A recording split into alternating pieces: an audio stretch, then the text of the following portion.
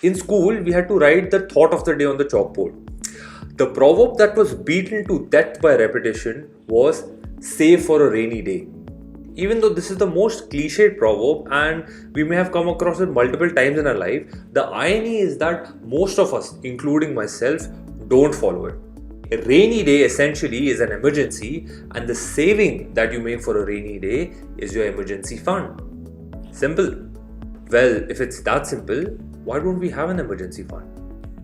Hey guys, my name is Jay and welcome to the 7th episode of Money Matters. If you're new to the channel, here we talk about basic concepts related to personal finance and interesting ways to think about money. If this is a topic which resonates with you, consider subscribing to my channel. In today's video, we'll talk about what an emergency fund is, why is it important, and smart ways in which we can set up an emergency fund.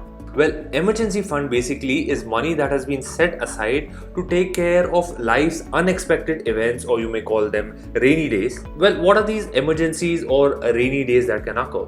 Number one is basically job loss. Second is a medical emergency. Third is basically home repairs. Fourth is vehicle repairs. Fifth is, let's say, if a medical emergency occurs to your dependents, your loved ones, your parents, or even for the matter of fact, your pets. A good way to think about an emergency fund is to look at it like an insurance policy. Well, rather than paying premium to an insurance company, you're setting aside money for yourself that can be used at a later date. And this money can be accessed quickly and easily if some unfortunate event occurs. Now, like always, my imaginary friend was saying that Jay, I regularly invest in equity mutual funds, I even invest in the stock market. So when an emergency occurs, I'll just liquidate some of my investments and take care of the emergency. Do I still need an emergency fund? Well, the answer is absolutely yes. Albert Einstein said that compounding is the eighth wonder of the world. To create wealth, it's absolutely essential to use the power of compounding. Now, if an emergency occurs and I withdraw money from my mutual fund investments or from the stock market, then I break the compounding. And when I break the compounding, I also break the chance of creating actual wealth. To top it up, if the market is down, then I have no other option but to bear a loss to take care of my emergency. Now, moreover, if I'm investing in, let's say, an illiquid asset like a home or real estate, then it is next to impossible to liquidate this property in a very short duration of time to take care of the emergency. Now, this is the reason why it is very important to have an emergency fund, and it's absolutely necessary to have one before you start investing. Now that we understand what an emergency fund is and why it is important, what should be the right amount that should be there in an emergency fund? Now, as per most experts, an emergency fund should have anywhere between 3 to 6 months of fixed expenses. Now, what do I mean by fixed expenses? Your fixed expenses cover your rent, your EMI for your loans like your home loan, car loan, education loan, etc., your grocery bills, your school fees if you have children, your insurance policy premiums, etc. etc. Mind you that these don't include discretionary spends. You can't be like, अरे भाई 5,000 रुपए की तो महीने में shopping करेंगे ना? No, that's not a fixed expense. Neither is going out to fancy restaurants or going out for fancy vacations. They are not fixed expenses. A good benchmark to consider is that, let's say, if you lose your job for 6 months, the payments you will still have to make, you can consider those as fixed expenses. Now, it is important to have a long-term view about the emergency fund because this is a fund which you will need for the rest of your life. This fund is going to be there for the next 30-40 years of your life. There are a couple of things also which we should keep in mind about the emergency fund. Now, as and when the life stage increases, I probably may get married, I'll have kids, etc. So my fixed expenses will keep stacking up. As and when the life stage progresses, the emergency fund should also expand a little. And the second point is that whenever an emergency occurs and we take out some portion of the emergency fund, we should immediately replenish it. So 6 months of fixed expenses is a decent start for an emergency fund. Let's discuss what are the ways to set up an emergency fund. There are two basic criteria here. Number one is high liquidity. You should be able to access your emergency fund and get the funds instantaneously or at least within 1 day. The second one is that the risk should be very low. This also means that we should not worry too much about the returns that we are getting. Having said that, we can still be a little smart about setting up the emergency fund in a way that it still beats inflation. With this criteria in mind, the first option that we have is the age-old savings bank account. This has been the age-old method of parking your funds. Now, at the time of making this video, the savings bank account interest rate is somewhere between 3 and 3.5%. The good part about savings bank is that the liquidity is very high. I can access the money through NEFT, through a debit card, through UPI transaction, just by going to the bank, anything. So, should I keep all the money in my emergency fund in a savings bank account? No, that's absolute foolishness. The reason being that we get 3% interest rate in a savings bank account and the inflation rate is somewhere around 5%. So essentially, I'm losing money every year if I keep it in my savings account. That's not the biggest problem. The biggest problem is that the damn money is sitting in my savings account and most probably I'll spend it and use it on something which I don't need. Now personally, I hate saving too much money in my savings bank account.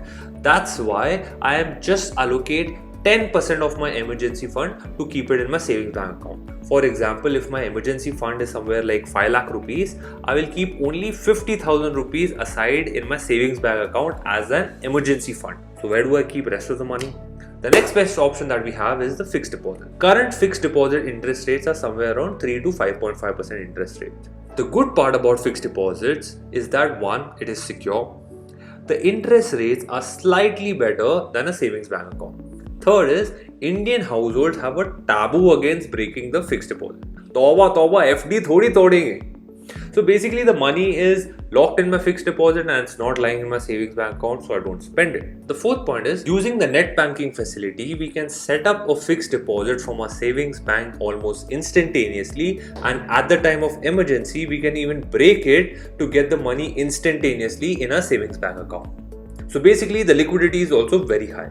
The interest rates being offered by fixed deposits are somewhere around 3 to 5.5%, barely beating inflation. And mind you, you also have to pay taxes from the interest earned on a fixed deposit. Well, if you're in your 50s or 60 years, then the story is very different. But if you're in your 20s or 30 years, having a large sum of money in your fixed deposit for a long term is not a great strategy. I absolutely hate fixed deposits. Why I absolutely hate fixed deposits is a video which I'll make soon and I'll link it over here. You can access it by clicking on the I button. But as we talked about, FDs also have benefits. So that's why I allocate about 20% of my emergency fund as a part of fixed deposit. So basically, if my emergency fund is 5 lakh rupees, about 1 lakh rupees, I should keep it aside as FDs for my emergency fund. So where do we keep the rest 70% of my emergency fund? Under our beds? Nope. Let's talk about the third option, which is called as liquid funds. So liquid funds are debt funds which invest in certificates of interest, treasury bills, commercial papers, etc. or basically debt securities which mature in 91 days. Now the interest rates which liquid funds offer is somewhere around 7%.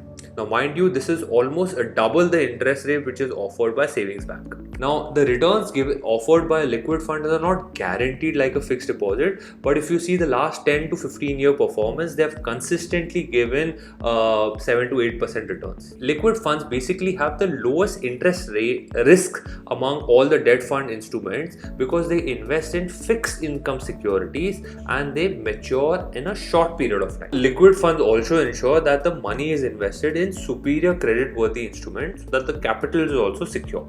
Now you can withdraw the money from your liquid fund at any given point of time. There is no lock-in. The money hits your bank in 24 hours on business days. So the liquid fund basically ticks the following boxes. It's safe, it offers a decent rate of interest, and it is liquid as well. Because of this, I put almost 70% of my emergency fund in liquid funds. Now I don't put all the money in one liquid fund. I put it in 2 or 3 different liquid funds to diversify the risk. So essentially, we have put 10% of our money in savings bank, 20% of our money in fixed deposit, and 70% of our money in liquid funds. Over and above that, we also have 2 tactical weapons for taking care of emergencies. Number 1 is credit card. Now the credit card enables us to pay for the problem and to pay for the emergency and delay the problem by 3 to 4 weeks. Actually, if you foresee yourself defaulting on your credit card payment ever, please don't have a credit card in itself. But if used well, a credit card can be a very good instrument to take care of emergencies. Here is a video where I talk about how I use my credit card to earn a free international trip every year. You can always pay for your emergency via your credit card and then withdraw funds from your fixed deposit or from your debt funds and then pay your credit card bills. The second tactical weapon which we have is cash. Now essentially we don't need cash because we have UPI, we have a debit card, we have NEFT, etc. So essentially money in our savings bank is essentially cash, but still we can have about 5 to 10,000 worth of cash in our home, in our wallets, etc. to take care of certain unexpected emergency. Now we know that we have to save 6 months of our fixed expenses as our emergency fund. This can be a daunting task, so let me share a few tips which I personally find useful. You don't have to accumulate the entire emergency fund at one go. You can set up a reasonable time frame of about 1 or 2 years to collect money for your emergency fund, but don't give yourself too much time also, because setting up an emergency fund is a priority. Now, one of the best techniques which works for saving money is to have a separate savings account from my salary account. Now, whenever the salary hits the salary account, I set a standing instruction to set aside a certain sum for a different savings account. So the principle which I'm using is out of sight, out of mind. So if you don't see the money, then you don't use the money. The next question you may have is, how do I save? Well, there's no rocket science to it. It's basically you have to do budgeting, you have to spend less on leisurely expenses, see what you're eating, don't do unnecessary shopping, etc. All of that. Another thing what you can probably do is probably set a perpetual SIP, like putting aside 5,000 every month for your emergency fund. This will basically ensure that in the next 2 years, 3 years, your emergency fund gets set. Well, what I've noticed is that it's kind of okay in our Indian culture to walk up to our parents in times of financial emergencies and ask them for money. I genuinely believe that our parents have empowered us to be independent. The only person that you can really depend on to get you out of financial trouble is yourself. Don't rely on family, don't rely on friends or pure simple luck. Bad things can happen to anyone and it's not in our control. But working towards a healthier financial stability is something which is in our control, and we can do that by setting up an emergency fund. Hope you learned something new from this video, and if you like this video, I'm sure you like this and this video in our personal finance series. Thank you so much for watching. Keep learning, keep smiling, and I'll see you in the next video.